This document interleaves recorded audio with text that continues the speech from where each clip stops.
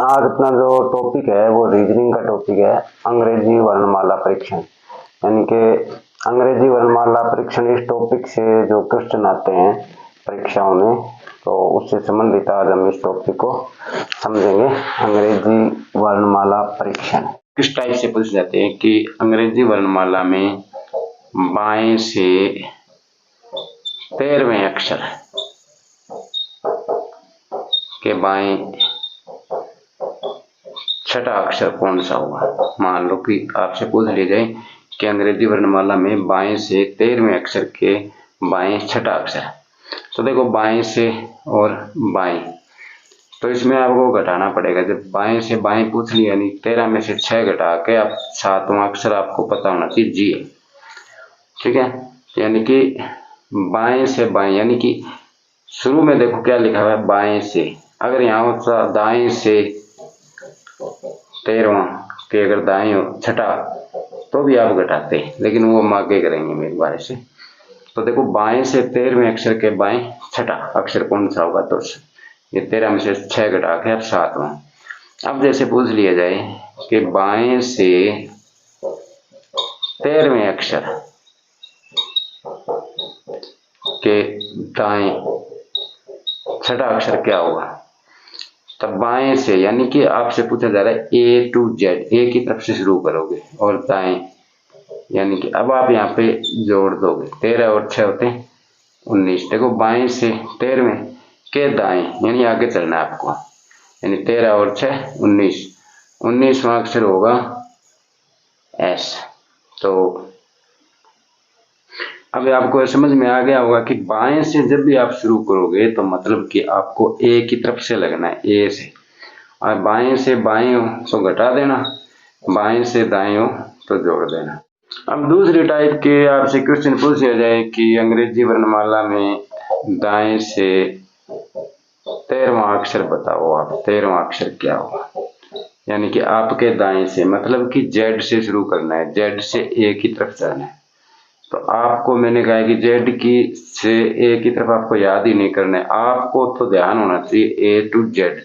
तो अगर आप ए से 13वां अक्षर जैसे एम होता है तो एम तो गलत हो जाएगा इसमें। तो आपको करना कैसे है, अगर शुरू में दाएं से शब्द लिखा है तो आप 27 में से घटाना पड़ेगा आप 13, और 14वां अक्षर लिख देना आप एन होगा, ठीक है।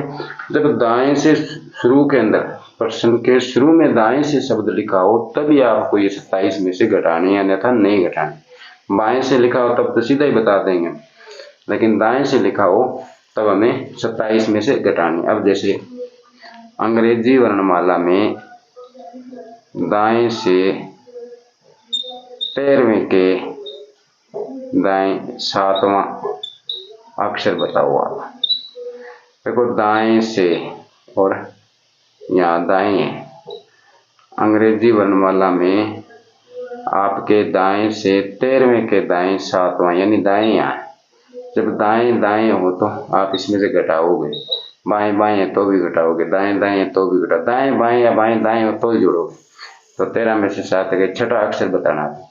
अब छठा अक्षर आप एफ मत बता देना, क्योंकि शुरू में लिखा हुआ क्या है दाएं से, और जब अगर बाएं से लिखा होता और यहाँ भी बाएं होते तो हम छठा बता देते, ये छठा अक्षर बता देते। लेकिन जब दाएं से लिखा होता है तब आपको 27 में से ये घटाना है, 27 में से 6 गए 21 का, और 21वां अक्षर होता है यू, ठीक है। अब और किस टाइप के ऐसे क्वेश्चन है जो आपसे पूछे जा सकते हैं परीक्षाओं में। अब ऐसे बोल लीजिए अंग्रेजी वर्णमाला में दाएं से 12वें के बाएं 5वां अक्षर बताओ आप।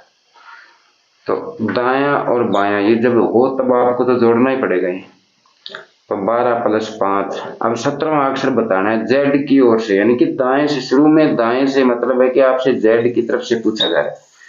तो जब जेड की ओर जब आप उल्टा बताओगे तो 17 में से आप 27 में से 17 घटा देना, तो 10वां अक्षर होता है जे, ठीक है। आपको समझ में आ गया होगा। ऐसे प्रश्न कोई भी आए शुरू के अंदर, यानी कि प्रश्न के शुरू में आपको देखना है दाएं से लिखा हुआ है बाएं से लिखा हुआ। अगर क्वेश्चन के शुरू में बाएं से हो तब आप को 27 में से नहीं घटाना है।